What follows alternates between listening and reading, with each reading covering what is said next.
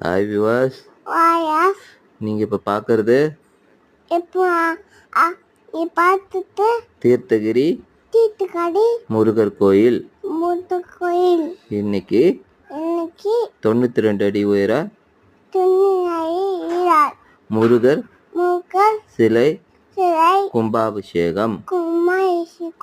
நீங்களும் இந்த வீடியோ பார்த்து கும்பாபிஷேகத்தில் கலந்துக்கின